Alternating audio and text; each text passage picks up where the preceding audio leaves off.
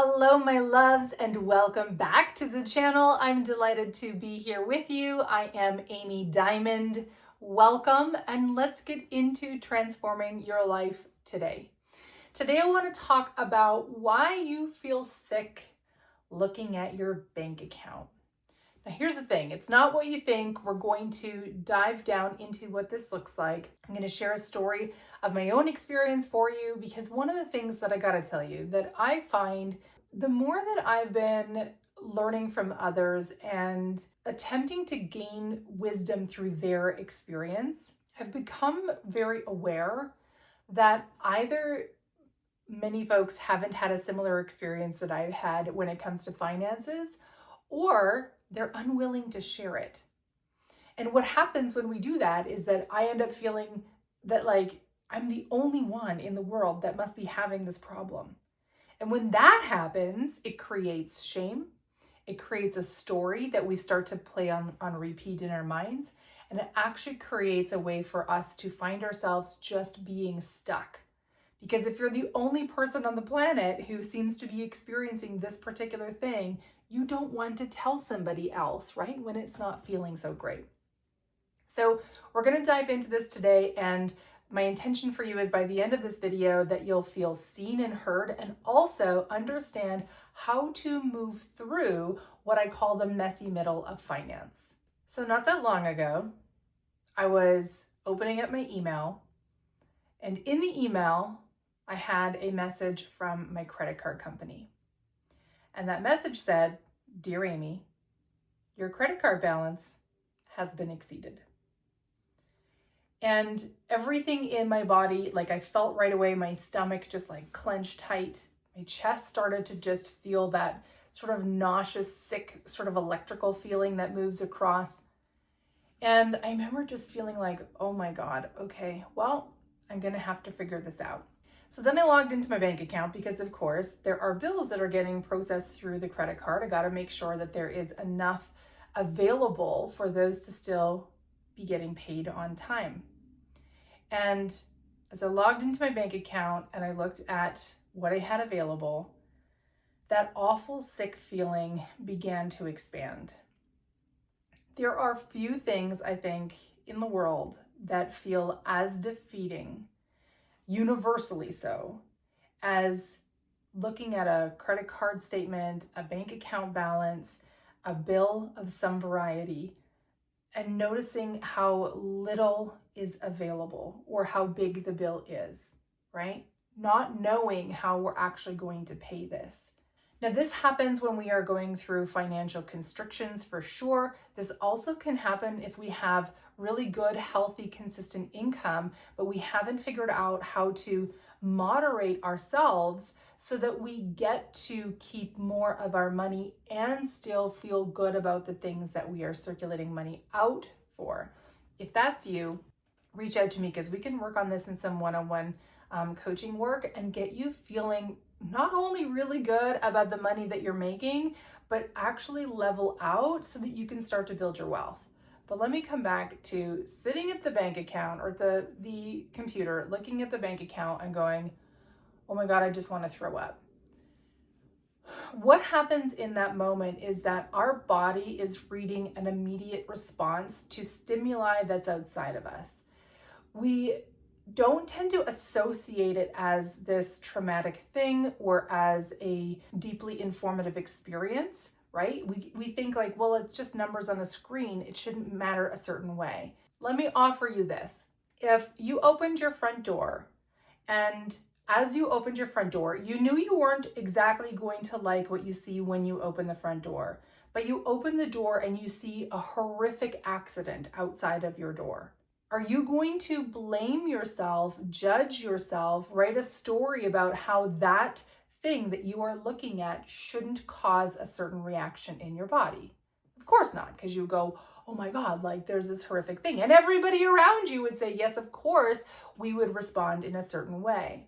The same thing is true when we look at our bank account and we see something that feels uncomfortable. Now that can be extreme financial constriction, but it can also be financial abundance.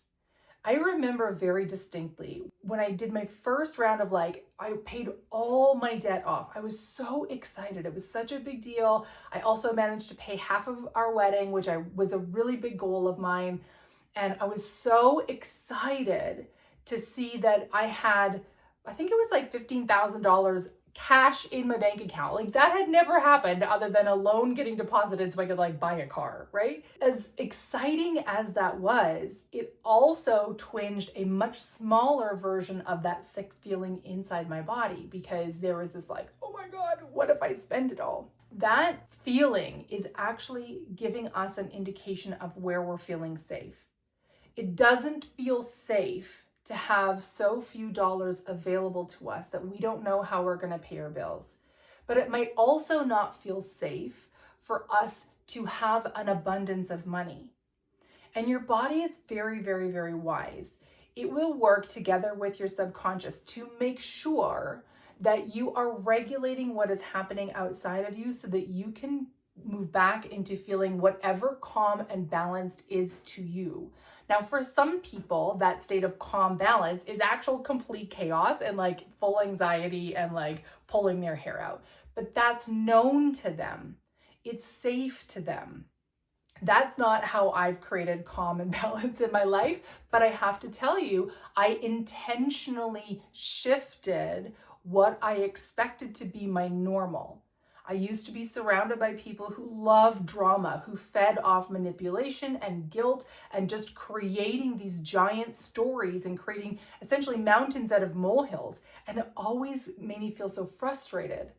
And so I started to curate where I was receiving my energy from, who I allowed to integrate into my time, how much time I spent with certain people in order to create a space of calm and balance.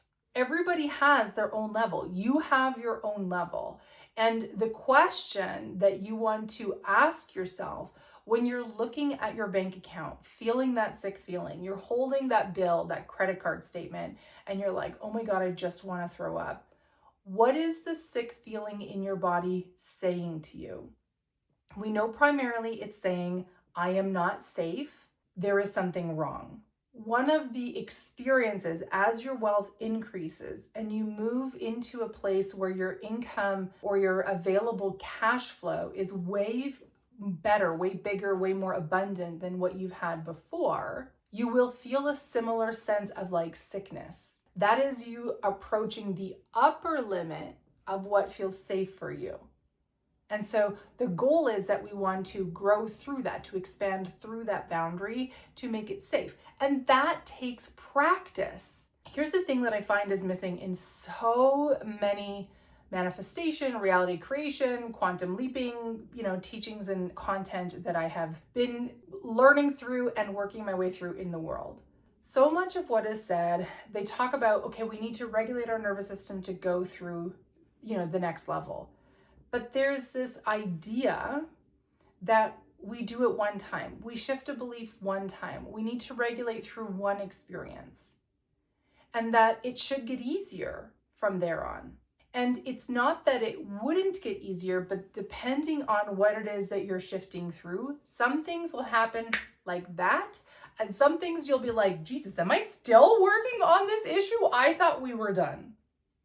So how do we notice this sick feeling, this oh my God, how am I ever going to keep going? And still move with clarity, with intention, and with the aligned actions that we actually want to move with when it comes to our money? Great question. I'm so glad you asked.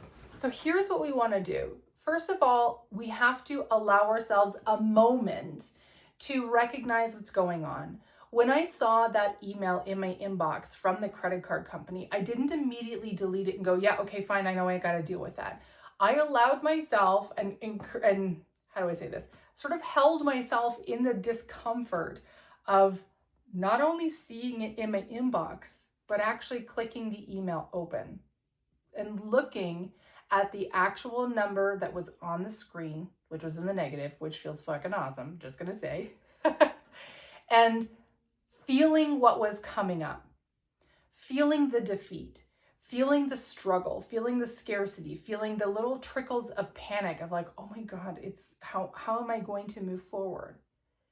When we try to dismiss that part, it's no fun, right? So it totally makes sense that we want to go, okay, fine, I'll deal with this. When we try to dismiss that part, those emotions don't go away. They just sort of go into our storehouse to be brought up at a later date, which is usually a much more inconvenient time for us. So we just take a moment to recognize what's going on. You log into your bank account balance is like, you've got like minus $20 and you're like, oh my God, how am I going to go forward? It's 10 days until payday, or your business income has been super up and down. You have no idea when your next money's coming in, or you are currently between jobs, right? When we are in that space where we open up our bank account and we have the scarce side of the experience, so not the abundant, that's a slightly different approach. When we're in that scarce side, again, we notice what is coming up. And the thing that I want you to really pay attention for is stories of shame. What is becoming more and more apparent to me is that I think my work is going to start moving further into the direction of speaking more clearly, more concisely, and more directly on the topic of shame as it relates to money. Because shame only lives in the darkness. And money is something that we absolutely are not socialized to talk about. Everybody wants to talk about how to make more. If you're an entrepreneur, I guarantee you've probably watched countless videos, listened to many podcasts, read books, read blog articles, all saying how to increase your income. How do you build your profits? How do you grow your wealth? Even if you have a job, you're still looking at those things. How do I get more money? How do I raise my income? How do I save for retirement? Somehow it's socially acceptable to have the broad umbrella desire to understand money better in the terms of how do we increase it. Up until a point, you start telling people that you want to be a multimillionaire, you just like watch and see what they're going to say to you. It's fascinating. There's not a lot of shame associated, not that there isn't any, but there isn't a lot. It's not to the same degree associated with the desire to create increase as it relates to finances. But oh my goodness, if you are in a cycle of overspending, if you've had debt your entire adult life, if you can count, you need like 14 hands to count all the times that your credit card has been maxed out, and then you've had to like work your way in, or even just live right at the top line of the balance. You are much more familiar with having barely enough dollars in your bank account, and you don't have enough to actually cover all the things that are coming up. Nobody wants to talk about that, but all of us have a very real lived experience with that. At least most of us do. And in that quiet space, when it's just us looking at our bank account, just us holding that bill, the shame story begins. As someone who my work centers around teaching women about money, about how to build wealth, about how to create a life that feels really good and juicy and wonderful and delicious to you, I gotta tell you, the shame story is for real. Getting an email from my credit card company that says you've exceeded your balance. The shame story is for real, looking at my bank account wondering how the fuck I'm gonna pay my bills in 6 weeks. The shame story is very, very real, and it takes us out. And it keeps riding in the background. You're bad with money. Why are you talking to things? Nobody wants to copy your experience. How are you ever going to learn? Why can't you make more money? Why can't you be better with money? These are just ones coming off the top of my head, but these are things that fuel that story of shame that sits in the background. And I gotta tell you, nobody wants to talk about feeling super ashamed of their finances. It's not a fun thing, but that's what I'm here for. So we want to be aware of the likely possibility that there is a shame story either spooling up, one that you've had for a very long time, or one that is, building some roots, or one that is brand new based on what you're seeing on your screen or based on what you're looking at your hands. The question isn't so much how do we just like get past this and carry on. Shame will actually cause your nervous system to respond in a certain way. It will cause you to take actions and to move in the world in a certain way. It's very easy to see someone who has a tremendous weight of shame in them because they tend to lash out at others. They're trying to get rid of this toxic feeling energy and they don't know how, or they aren't willing to do the hard work of actually looking in the mirror and saying, oh, it's me. Hello, I'm the problem. It's me. I need to work on the inside of me. So the easy thing to do is to just fire hose out into the world and say all kinds of hateful, mean, hurtful things to anybody and everybody who's out in the world. This is a big thing about what fuels so much of the poor behavior online. People are hurting. They don't want to feel hurt. And the easiest way to make that hurt go away is to deflect it onto somebody else. It sucks, but that's how the human behavior is conditioned to move through the world, right? We're always trying to find a way of just being calm in whatever is normal for us in terms of calm. So we take our moment to understand, experience what's happening on. We open the bank account, we go, oh my God, I feel terrible. We see the balance, we feel like we want to throw up. We get a bill that comes in the mail, we want to hide under the stairs. We understand what's happening. We check in to say, is there a shame story that's attempting to spool up?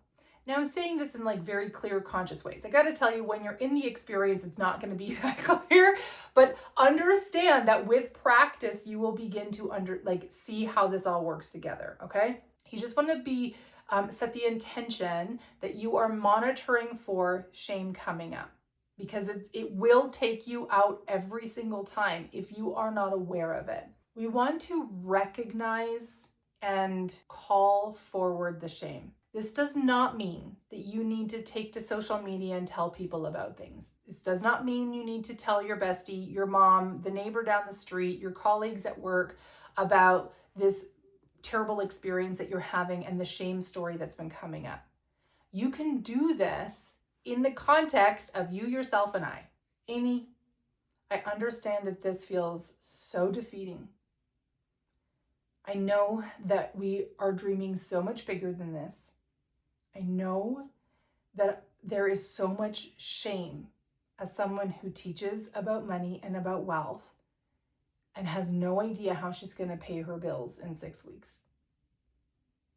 And I see that and I honor that and I recognize it, and it fucking sucks. And I am not going to sugarcoat over that and say, this is all fine and this is for my highest good. I know it is. I know at the end of the day, everything is going to be okay. And even so, this sucks balls. And I would like this to be different. God, angels, universe, help me see this differently. I'm willing to see this differently. I'm so very willing for this situation to shift, to be someone who is a wonderful host for overflow, to be someone who naturally creates expansion, for whom a regular bank account balance is $10,000 in cash. And how good that feels and how safe that feels, and the wonderful, amazing things that I can do with the resources available to me as I get to that level. This is what we're actually doing in the moment. It's going to feel weird as fuck at first. And your conscious brain is going to be chirping away at you going, liar, that's not true. And that's fine. Here's something that I've been playing with recently that has been helping a lot. So much of what I've seen different manifestation teachers teach on is that we want to find a more true thought. And I fully agree with the sentiment of that it's not true. How do I say this? It's not more true that you're bad with money than it is that you are actually very good at managing money. You just don't have a lot to work with, right? One is not necessarily more true than the other. And given our emotional state and whatever's happening outside the world that's filtering back in through our eyeballs, we are going to see one or the other as more true in that moment. What I discovered, and I think I read this in the New Scientist magazine, I think that's the correct name of the magazine. I always have the cover in my library app. What this person was talking about was a very similar thing of, how do I go through this really difficult experience? They were having a very, very difficult experience in their romantic life. And their research brought them to psychologists who are operating, I think, out of the US right now. And I will be reaching out to them, so stay tuned on the channel because I'll bring more information as I learn it. But what their research was showing currently was, it's not actually about right or wrong, true or false. What is much more helpful and will help you move through these difficult and challenging times and start to move toward an upward spiral is what is more useful. And that really stuck with me. I went, oh, so it takes the question of right or wrong, true or false completely off the table.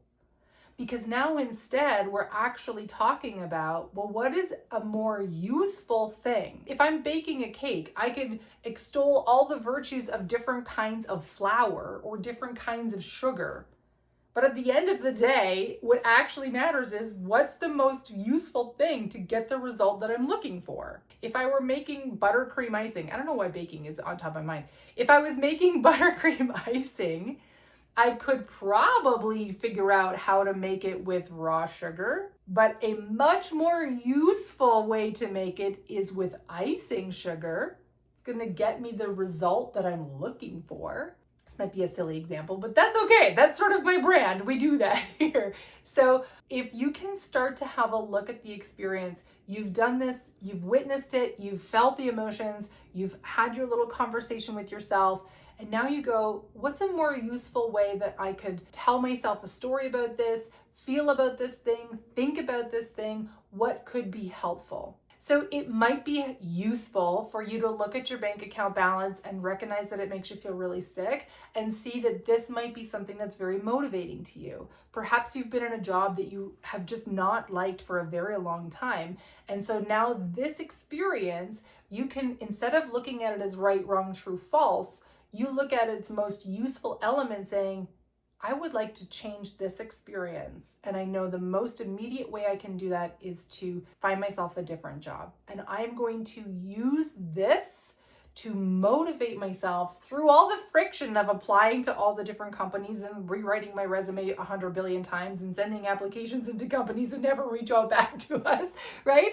You can use that as motivation to push you through, or pull you through, a more lovely way of experiencing going through that space, to pull you through that friction of doing all the things so that you find yourself in a new job that not only pays you better, which will solve this problem very nicely, it also is something that is joyful and good, and you're excited to go to spend, 40 or so hours a week doing. It's a lot of time that we spend at work. So it makes sense that we want to do something that feels good and we're actually happy doing. Something else you could think about, so perhaps you're looking at a credit card bill. It's very difficult to look at a credit card bill that you have no clue how you're going to pay, or you have that email notification or a letter or something from your credit card company saying, hey, by the way, you've now maxed out your credit. What's a more useful way to view this? It's like, I don't know.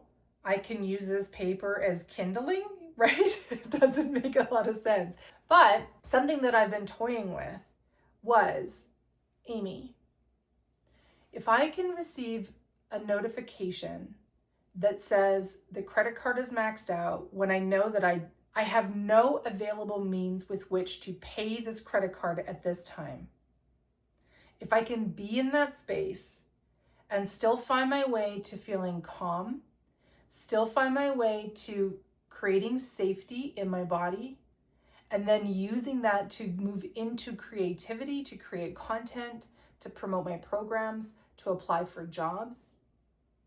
If I can do all of that, when I have a credit card statement that is saying to me that I am maxed out, doesn't it also mean that I'm capable of holding some pretty wild, powerful things? That's a much more useful way to look at that experience. It's one thing to want to get rid of it. Of course we want to get rid of it. There's nothing in me that's excited about having a credit card that's like basically at the limit. Nothing about me is like, oh my God, that sounds amazing. And I could try to, I've seen a lot of coaches and teachers over the years have said, like, try to make that into a joyful thing, and that you can pay the bill as a joyful thing. And I've tested those things, I've tried them out, and sometimes it works, but I gotta tell you, it never works really that good when I'm already in a space of financial struggle. The times that it works the best is when I have a really good paying job, and I know even if this entire paycheck is gone, I'm having another one in 2 weeks and I will be fine. And I can make, bigger payments onto leveraged money, or I can put more money into savings, or whatever it looks like. That's when paying bills feels really good and really juicy. But when I'm like struggling to find enough dollars to piece together to put towards a bill, or to buy groceries, or to, pay for platform fees, there's nothing that feels good and juicy and joyful about that. It's like, okay, fuck, I need to just get some things paid. And here we go. I guess I'm just like massaging the dollars that are available to me right now. So instead of trying to look at it as like, I need to feel joyful doing this, sure, we still want to have some sense of like, you know what, at least I can put a payment toward it. Even if it's $10, right? There's $10 that I can put towards this. But a much more useful way for us to look at that entire experience could be some version of, if I can find my way, move my way through calm, keep myself from reacting, and instead stay in intentional responsiveness, that is power. And that is an experience that I will take with me into every high stakes meeting, every interview, every client coaching session, every, challenging experience that I have coming up in my life. It will make me a better, stronger, more concise person who knows how to respond instead of react, especially when faced with highly emotionally charged situations. That's a way more useful way to look at it. So let's close this video with a quick talk about what does it look like to spiral upward. When we are in a dip, financially, emotionally, relationally, careerly, that was a weird way to say that, there's something that's in our life, like maybe everything else is fine, but this one area is just blah. Like it's nothing about it feels good. We're in scarcity, struggle, restriction, something that like we're in some kind of a dip. The goal is to create a spiral upward. But the question is, what does that look like? And then moreover, how do we maintain it? Because I got to tell you, I've done the practice, I've done the work. It is actually not that difficult to do the spiral upward, but maintaining a higher frequency experience, that's difficult, especially when we are still dealing with the very real, very present things that are happening in our 3D reality. I can like rah talk myself up and feel better about my money in like no time whatsoever. And then I open up my bank account and it's like, pfft. And even if it's not immediate, I've had this happen enough times. It could be as I'm going to sleep at night. That's a time my brain loves to pipe up and say, hey, have we thought about this? Maybe now's a great time. And I'm like, it's 10:30. It's sleeping time. We go to bed now. What does it look like to spiral upward? First of all, we need to be aware that we are not bypassing that immediate experience. That's why I said with you, really be in the moment, feel the emotions, be aware of what's happening, and then talk yourself through that space.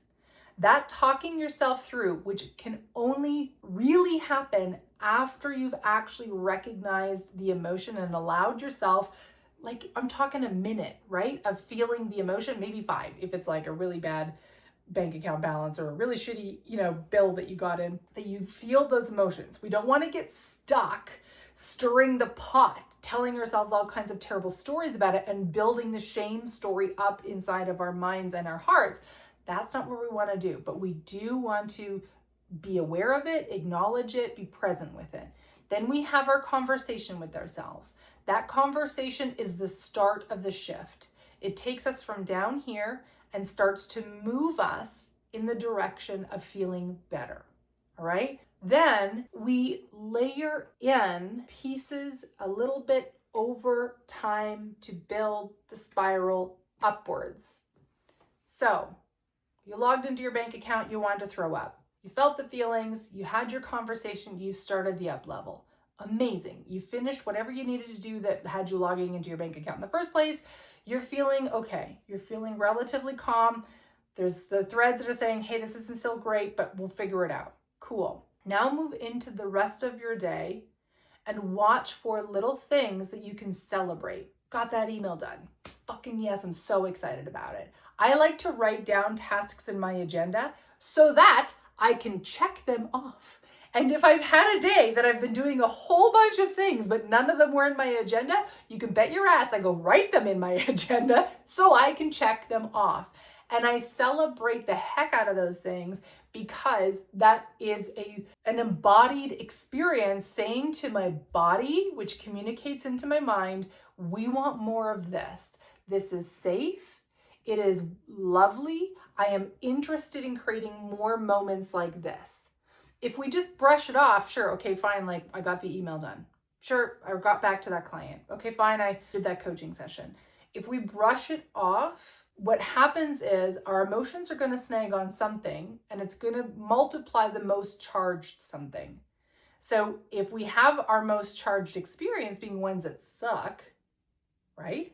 We're going to be creating more of those. We don't want more of those. We're going to have those regardless. Life is life. Being human does not come without those things. But we actually want to create the signal that we're actively looking for, interested in, curious about, want to experience more of things that feel joyful. So we find our way into those things. You check the things off as you're moving your way through. You hug your loved one just a little longer because it just feels so good to have them close to you. It's one of my favorite things. My husband knows if I'm like needing a little extra love because like it's funny. I think hugs are funny that we have this sort of internal clock for how long a normal hug is. And we tend to naturally move apart at that, whatever that internal clock is. I'm very curious like what that's about, but that's a whole other arm of research that I will not go into. But on the days that I want to just be in the moment more, or that I just need a little extra sense of that safety of feeling his body against mine, I will just hang on. And so he's like, okay, I'll just keep hugging you. That's okay. That moment is signaling that this is safe. This connection with this other human is safe. It feels good. I feel loved. I feel seen, whatever it is that sits within you. And it tells your body, more of this, please. Let's expand more of this. It's these small things that create the spiral upward. It's catching ourselves in the moment or setting ourselves up with some tools to get through the things that don't feel great. I've started because going to get groceries has been a bit of a stressful experience for me in the last, I don't know, well, like 2 years, I guess. Because financial scarcity will do that. And you can't stop eating. That's also not healthy. So we still need to get groceries. So I asked myself, what can I do so that I can make this a more positive experience? The goal isn't to make it a super happy experience. That will naturally happen. I know that. But the goal is that for now, I'm not feeling sick to my stomach, wanting to cry, wanting to just like run away instead of driving to the grocery store. So I tested out a few different things, and what's working really well for me right now is there's this like 1 hour long sort of like active meditation audio that runs on loop. That's part of one of the programs that I've enrolled in. And I grab my noise canceling headphones when I head out the door to go to the grocery store. I pop those babies on when I get in. I give zero cares at all if it makes me look like entirely unapproachable, because I am working through regulating myself through this experience. And I put those on, I press play on the meditation, and I just move through. And even if I still feel kind of crummy, if I feel low, if I get to the checkout and go, oh my God, how am I going to pay for all of this? I still have this meditation playing, and it has made a world of difference on not only the experience of going through the grocery store, but of driving home, and then how the rest of the day unfolds.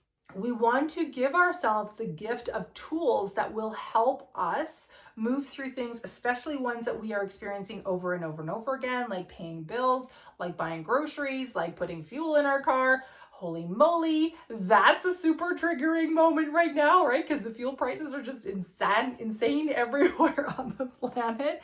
So how can we arm ourselves with some tools that will help make that experience a more positive one? We want to reduce the time for the chatter, for the shame spirals, for the things dragging us down and creating weight. And we want to instead put ourselves into the flow of positive things, things that feel good. We don't have to like jump on the boat and rip down the river with it, but just allowing it to flow around us as we're going through this thing that is feeling not so great will do wonders for up leveling. The spiral upward is this. It's these little moments. It's arming ourselves with tools.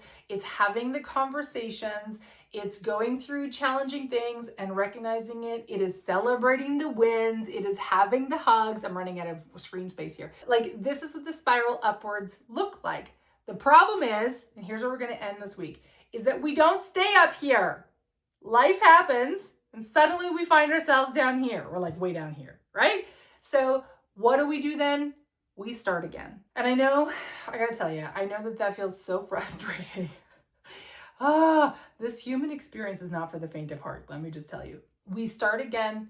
Some days you're gonna pop back up into something that feels like your version of calm, neutral, joyful, happy much more quickly.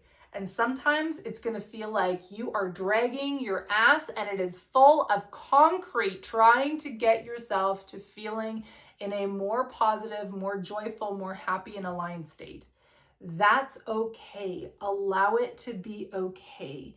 When you create a story about what this means about you, what kind of person you are, how effective you are at what you know, at your tools, at your skills, at your job, at your relationships, when you start creating stories about that, you actually can like take this moment of it's not feeling great and make it even heavier. And that's not the goal. We don't need to brush it away, but we also don't need to sit in there and mire in it and just like build a brick house around us. My loves, if today's video has resonated with you, I would really, really love if you would hit like, hit subscribe, hit follow, hit all the things in all the places. I'm so curious in like 5-10 years, like what are the things? Is somebody going to be watching this and going like and subscribe? What is that?